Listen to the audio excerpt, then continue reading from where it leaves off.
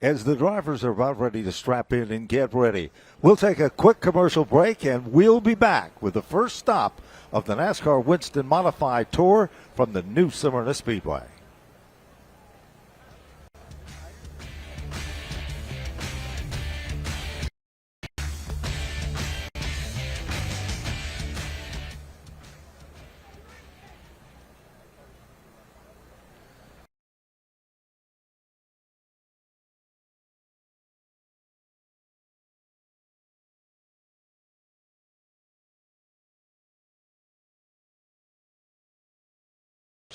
They range from, well, the opportunity of youth to the class acts of seasoned veterans that have showed their talents once again.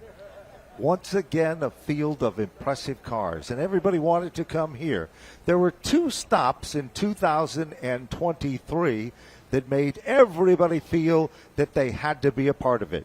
One was at North Wilkesboro when the Modifieds returned to a facility that was grand in stature. But it all began right here for the opening event 1 year ago. Mother Nature wasn't that kind on that day, but it didn't matter because the story was enthusiastic race fans and competitors looking to put their mark on the first stop to be the point leader going into the second event. This tour will go on and run great facilities like Richmond, on to run your favorite short tracks in both the Northeast and the South. There's a magic to these race cars. They say there's some kind of an imaginary line. Where that is, nobody seems to know. But one thing we know, that when the ground pounders beat the pavement to death at speeds in excess of 100 plus miles an hour, there is only one thing that starts the heart pounding, and it is the men that live by the grace of God and 500 horsepower, the men of the NASCAR Whelen Modified Tour. Under the direction of the senior director, as we are back here and the drivers' final preparation as they are working to get their drivers strapped in, radio communication is set. High atop Broadcast Central here at the new Smyrna Speedway for this presentation of this evening's event, a tourism event. We have, of course, the spotters that are ready with their hands on the buttons to begin. But right now, we're going to direct our attention back to New Smyrna, Victory Lane, for the most powerful, exciting words in motorsports.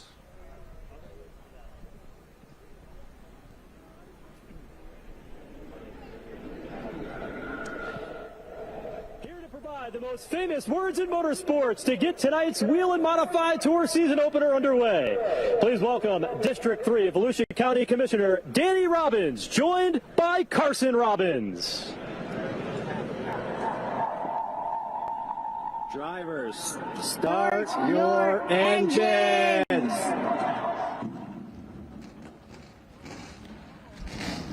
There's nothing like it. You can hear the roar of the motors in the background. For those of you watching on FloRacing at home, your television set is not rumbling for any other reason other than that it is round number one. The boxing gloves come off. It has been a mild winter in the northeastern region of the country, but the story in this one is who will have the bragging rights. Who knows what the setup is? A combination of different teams and different drivers. Some have a lot of times around this half mile. We talked before, Jimmy Wilson, a young man who is now the senior director of the Whelen Modified Tour. He started his very young career right here to the right of the start-finish line, waving a flag at the age of 7 years of age. He inspired a dream to become the man that was a reckoning force in modified racing. He has accomplished just that. So as everybody is getting ready, the fans are starting to make some noise in the grandstand area as the cars are rumbling in the background. You'll feel the ground shake beneath your feet. That's not an illusion. It's what modifieds are all about. In just a few short moments, the cars will move away 2 by 2 and side by side. different combinations, different looks for some, different teams with different drivers for others. But there's no doubt guys to keep your eyes on include defending champion of the Wheel and Modified Tour, Ronnie Silk. Craig Lutz, he's got a point to prove. Remember, he comes back behind the wheel of this particular race car with one thing in mind. He had tremendous success before, but today he wants to put that check mark on the win list and become a contender right out of the box. And then, of course, never count out Phil Moran and that number 16. Or Ryan Stone in the 51 for Justin Bonsignore. Those competitors, and the one, kind of a surprise story with car number 1. A lot of people didn't know what to anticipate or what to expect out of Patrick Emmerling. Joe Goss has joined me back here at Broadcast Central. And Joe, we can see that everybody is fired up and pumped up. You had the best seat in the house to witness the reaction of the race fans. It is fair to say that they love modifieds here in the sunny South, the new Smyrna Speedway, where the Hart family started a tradition. It was Clyde Hart, handed the torch to Robert. Robert handed it to Andrew, and then Andrew will hand it to the youngest member of the Hart family soon. And that, of course, is Wyatt. Yeah, this race here today, the energy, you can feel it. It's bursting at the seams. The crowd is so full here that the spotters are standing in the stairway near the top of the tower because there's nowhere for them to be in the grandstand. Every seat is full here at this racetrack. We're ready to go racing to kick off 2024. And Ben, this race right here is what sets the tone for the campaign. It sure does. You go back and look at the intense battle that started last year. Ronnie Silk, Justin Bonsignore, they battled for the win here at this race, but that was just a precursor of what we saw all season long. It certainly was, and nobody anticipated that Ronnie Silk would be in every lap of every race last season to secure and win the title. He did exactly that. Now, for those of you watching at home on Flow and looking at this grand facility, it was Matt Hirschman who described it best. He said, no, it is not like Thompson Speedway. It is not like Richmond Speedway. It's not like any other racetrack. It's its own unique breed. You look down at turn number 4, and it's almost a square corner, Joe. You come out of the turn, you're in the groove, then the car washes up just a bit. That is a crucial part of this racetrack. Bizarre things can happen there. Some say there's even a blind spot there. Some will tell you that that end of the racetrack is one of the best passing opportunities in modified racing that they will race on all season long. The way you can dive off into turn number 3, it tends to be an action spot throughout the night, and that's going to be a spot that we're going to keep an eye on, and certainly being able to maneuver off that turn 4 as the track closes in on you is going to be a key as the race goes on. It certainly is. There's no such thing as a slide job here, by the way. Some racetracks have a groove and a pattern that is set up for that. Here, you sink it in at a ton, get back on the throttle, and power your way off the turns.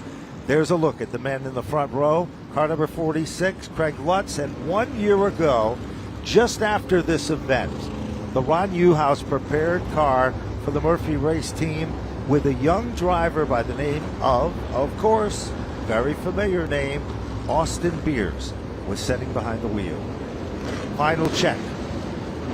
With race control, drivers receiving the final tidbits of information here as they glisten beneath the lights here at this half mile. What an outstanding field. 34 cars strong, and there is depth throughout this Wheel and Modified Tour field. You've got a Daytona 500 champion in the form of Ryan Newman in the 14 car. He knows how to get the job done. That 14 car, we will talk about it as the race goes on, very, very strong, and we expect big things out of him, the black 14 with gold numerals. Right in front of him is Matt Hirschman. Big money Matt, the guy that wins everything. Won this race 2 years ago. He's a multi-time track champion here at New Smyrna, and he's going to be a guy that everybody has their eye on as we get into the long run. You know, we talked about that too. Matt told me, he says, this is an 8-year-old race car. A lot of people don't understand. I have one of the best record books you'll find anywhere, and that's what we're looking at. There's the back end of the Ryan Preece machine, Flamingo Motorsports. For those of you that are diehard modified fans, you might remember when he drove for that team out of Palmer, Massachusetts. Sly Zabin was the man that turned the wrenches back then. Let's take a look at the starting lineup for today's New Smyrna Visitors Bureau 200 in the season opening event for the NASCAR Whelen Modified Tour as the field guides their way down into turns 1 and 2. We've got Craig Lutz on the front row alongside Austin Beers. Ronnie Silk and Justin Bonsignor are the two drivers that battle for the championship. 5 championships there on that second row. Patrick Emmerling and Ryan Preece. You go back to the third row. You've got one of the individuals as part of the Catalana stables right there to contending as well. Then alongside, we said Matt Hirschman, no surprises there. Going back to row number 5, it is J.R. Bertuccio and Ryan Newman. Newman could be the surprise of this event. And that would be no surprise to anybody with the strength that he has been.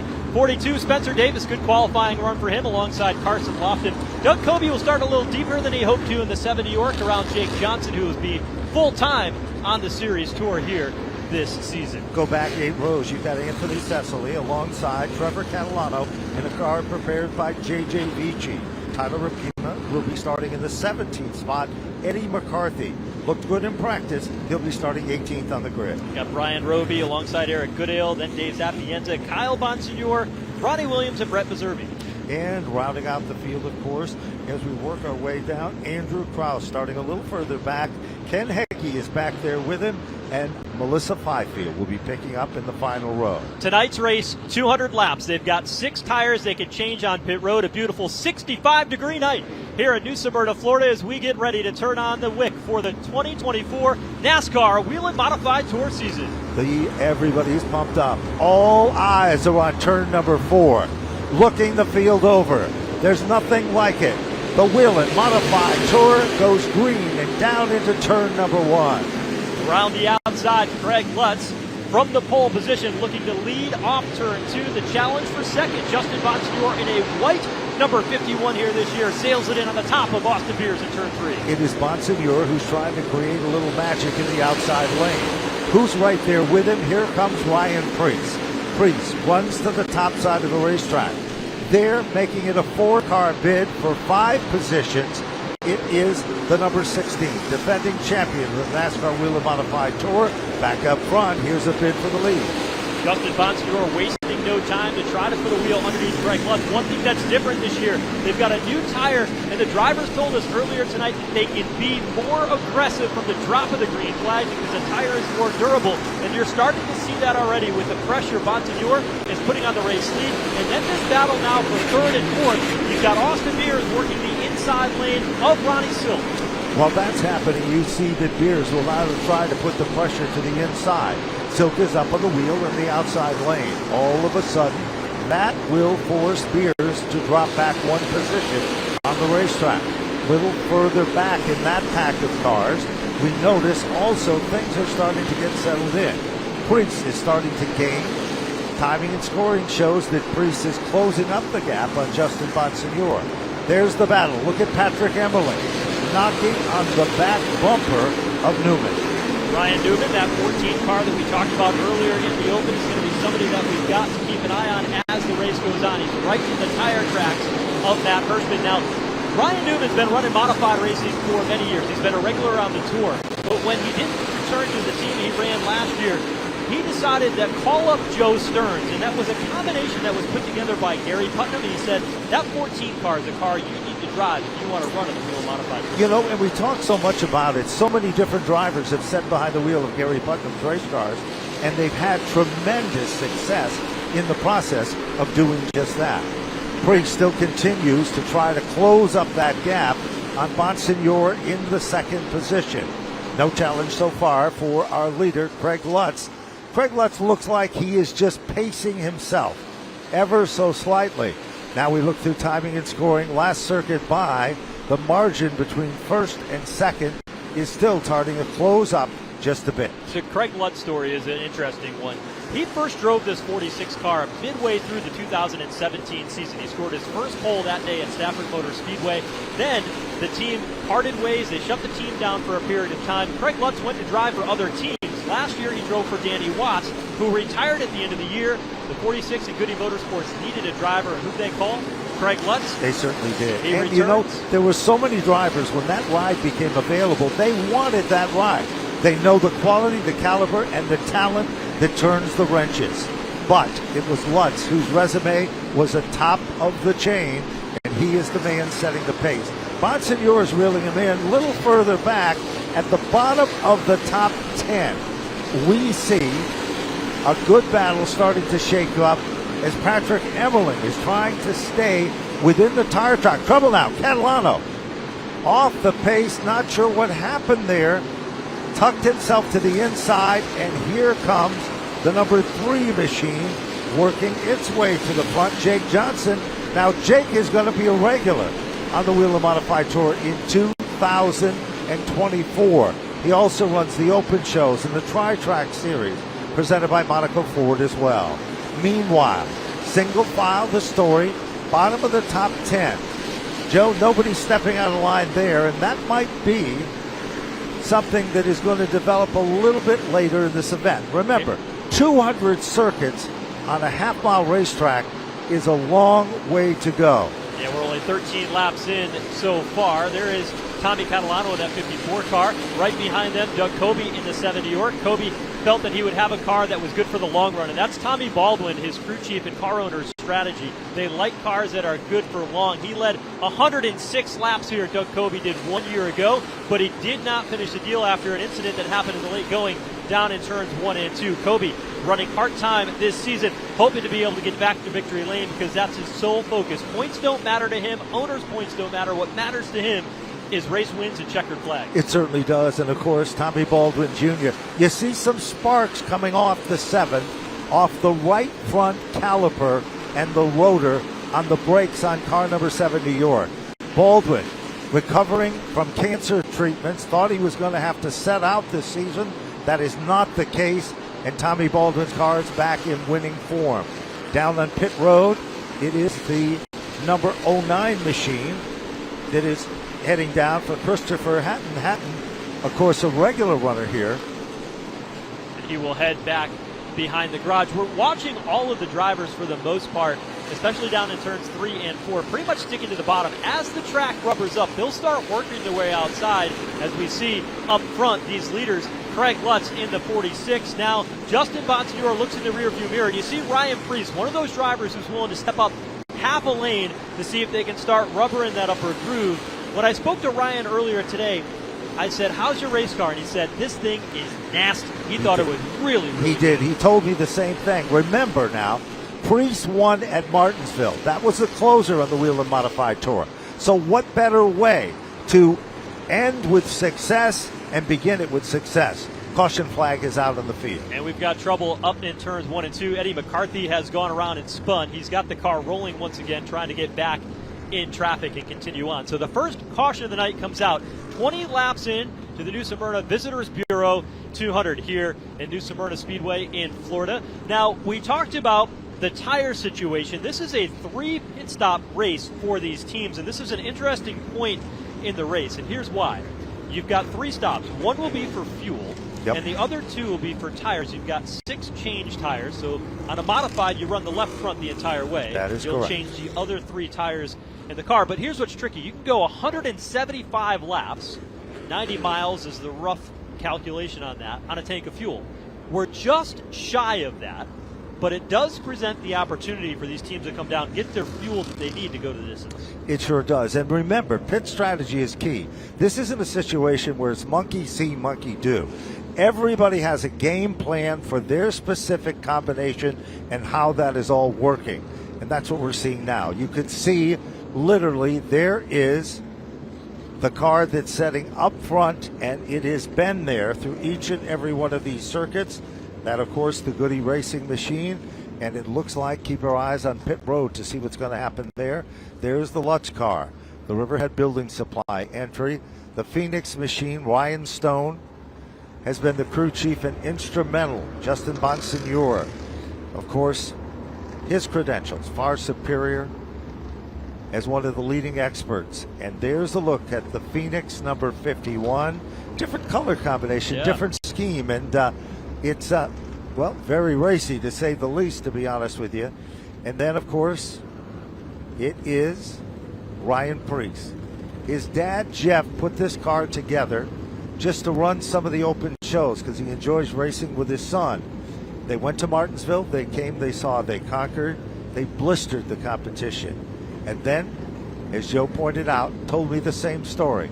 This car is nasty, fast. There's Eddie McCarthy climbing out of his race car, and he is done for a night. Tough break for him after that incident in turns 1 and 2. But Ben, I couldn't agree with you more. You know, that when you talk about Ryan Preece, is the difference between a driver and a racer. Right. And he's a true racer to the core. He's putting this car together. He's in the shop working on it. He's crawling under it here in the pit area. Actually, this morning, all the drivers were doing their media work on the first day of school. Not him. He was out setting up all the T-shirt booth. That's correct. And bringing in the boxes for all the T-shirts that he as a Cup Series driver has down on the midway here tonight. So he is very, very hands-on. He doesn't let anybody else do it, not because he doesn't want them to, but because that's his work ethic. It certainly is. And, of course, if you go back into the record books, you'll discover that Preece had tremendous success competing here at this racetrack before he was that Cup driver. He liked this track. He secured wins with it. Eddie Partridge and company, remember the tremendous amount of success they had and the tragedy of his passing. That kind of changed everything. But it didn't damper the spirits, the talents, or the aggressiveness there. Ronnie Silk is next in line behind them, and then Austin Beers directly behind that car with a solid run now at the bottom of the top 6. Pit road is now open, and these extra laps while they cleared Eddie McCarthy's car off of the pit lane gave teams an opportunity.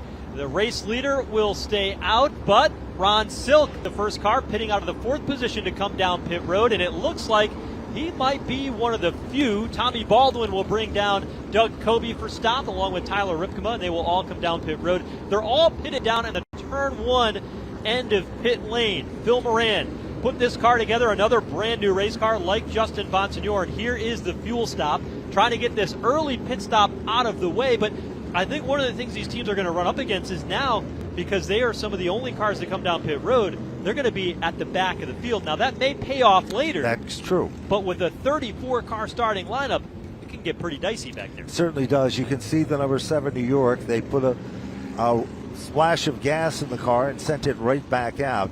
This is the strategy that we were talking about. Also, down in pit road, there is the number 4 car, Tim Conley, an outstanding athlete and football player in his own right. If you look closely, those of you watching on Flow, at the right rear quarter of that number 4 car, it says Mystic Marine. That, of course, Bob Garbarino, legendary car owner, had such drivers as Bugsy Stevens, Robbie Summers, Jerry Marquis, along with Bobby Santos, and the list goes on and on. Well, you know, they called it the Mystic Missile. It's the car that everybody's looking for. Purchased it as it was setting at the marina in the garage, and Bob Garbarino said, I'm not just going to let anybody have it. Well, this is a different car, but that was the incentive that got Tim Conley back to racing here again. So after this round of pit stops, let's take a look, because the running order has changed just a bit. We've completed 25 laps of the 200 here tonight. Craig Lutz continues to be the race leader. He's led from the pole here tonight. Justin Bonsignor, Ryan Preece, Austin Beers, and Matt Hirschman. That's your top 5. And then Ryan Newman right there in 6th. And then we go back to the 7th spot. Patrick Emmeline's dropped back a couple spots. Jake Johnson showing consistently in the Bowler 3 in the 8th position. Then it's Tommy Catalano in the 9th spot, and then Spencer Davis to round out the top 10. Field will get the 1 to go signal as they roll back towards turn 1. We'll have to keep an eye deeper in the pack to see how Ronnie Silk handles this situation. This is not something we see all that often on the Wheel and Modified Tour, where you get teams that are slightly out of cycle on pit strategy. Now, the advantage of what they did is they've got their fuel stop taken care of, it's out of the way. When they come down pit road next time, they will cycle back around and get that track position. But the risk is now that they are in the back of a pack of cars, and Ron Silk's going to line up on the inside lane back in the 19th position with Doug Kobe right there on the outside, and that's just a hornet's nest of activity. It certainly is. Now we're looking at another form of strategy here. The ability to start on the restart, inside or outside. Momentum is the story. Lutz pulls back into the number 1 spot, and all of a sudden here comes Austin Beers. Side-by-side battle for the 3rd spot. Priest down to the inside. Beers is up on the wheel on the outside. 2x2, they follow him back through. Meanwhile, Bonsignor takes a peek out of line. We've got one out of shape. It was Ryan Priest with car 40. Priest got out of shape midway through turns 3 and 4. Then he finished it off with contact to Austin Beers. Did a nice job at keeping that car pointed in the right direction, but he's got a handful. Meanwhile, up front, here is Justin Bonsignor, maneuvers his car to the inside, trying to take over the race lead from Craig Lutz. But Lutz powers up the outside lane of the racetrack and keeps the wheel out in front. He perfectly guards his lane, comes off the turn, back in command. Now look a little further back, side-by-side action. The guy who suffered the most since that last restart visually appears to be Ryan Priest. Priest is stuck on the bottom. Now Matt Hirschman making his move in the upper groove with car 60. Hirschman started further back than most of the experts thought he would like. However, it's not showing any of that right now. Back up front, top 3 still remain the same.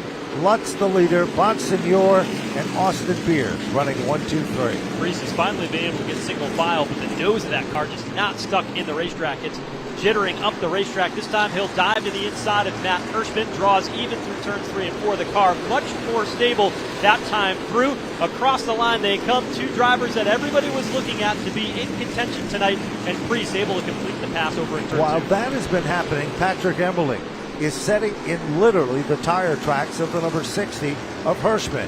Emmerling is still right there as a big factor. Emmerling setting back in the 8th position now. Hirschman up to the 7th spot. Meanwhile, Jake Johnson, the number 3 car, 5th position. Remember, this kid's going to be a regular on the Wheel of Modified Tour. Is this going to be the same scenario we saw with Austin Beers last year, as he started his quest for the rookie title right here and went on to win Richmond? Well, Jake Johnson and that team, they had a variety of different drivers that drove that 3 car over the past couple of seasons, and now they'll be full-time for the first time since the 2020 campaign. And Johnson said, you know what, I was the one that advocated for this because, first of all, I know what this 3 car is capable of. I know what I'm capable of, but when we're changing the seat for a different driver every week, we can't develop that chemistry and consistency. And in the runs that he has had, he's only had a handful of starts. He has had tremendous statistics and tremendous results, pole positions, but still looking for that win. Nobody would be surprised to see Jake Johnson in victory. I agree with you. Now look at Priest. He tried to put 2 wheels down underneath the yellow line to make the move around Jake Johnson. Johnson doesn't give up to the pressures. Priest is all over his back bumper, slips up back on the racetrack. As they run nose to tail, here comes Priest now, trying to make some presence known to the bottom of the racetrack. Jake Johnson slams the door. Directly in front of them, it is the number 14 machine for Ryan Newman, setting in the top 4. Newman still not giving up as this battle. Priest has got a good car. Watch him go into the turn, the 3 car, but as he comes off the turn, it appears that Jake Johnson had just enough extra to maintain that position. Priest's car is a little bit tighter, I think, than the other cars in the racetrack, and you can see that front glow of those brake rotors. He's got all that brake bias to the front to get that back end to snap around, and watch him as he comes off the corner. He dips that left front tire below the yellow line. That allows him to snap the car sideways and get it to launch off the turn. He's trying to make up for a car that's ill handling. You see it as he kisses that left front tire against that yellow line. And even though when you're watching at home or you're watching in the grandstand here, you might think that that is the same level of asphalt. It is not. That's the reason that he can get one wheel down there and he can get that car to turn. And you're looking at that. We've got trouble on the front straightaway. J.R. Bertuccio is slid across the front stretch wall about 300 feet shy of the start-finish line here at New Smyrna. His car has come to a stop. He tries to get it refired once again, which he has, and we'll see if that car will roll. He's got a pretty good amount of damage, it looks, on the right front of that number 2 modified. You know, this is a young man that came here from Riverhead Raceway, former champion there in his own right. Over the years, he's competed and won a lot here in the Tour Type Modified division with car number 2. The Gershaw Recycling Group, you can see there is a right front that is down on the car, and as Joe pointed out, it looks like suspension damage done there as well. So Now he calls his home in the sunny South, but he loves competing in the modifieds. He also had tremendous success competing in the Southern Smart Series a couple of seasons back. Track crew and safety services crew out and checking out things on the number 2 car. So let's take a look at that strategy game we talked about not too long ago. So a lot of risk for drivers like Ron Silk and Doug Kobe to have their cars come down pit road. Ron Silk picked up a couple of spots. He runs 16th right now. Doug Kobe runs 18th. But now is that other opportunity for the drivers that need to get that fuel to be able to go the distance to come down pit road. We see many of the pit crews down on pit road with their fuel men up and ready to go. Now the question is whether or not this is too early to come in for that first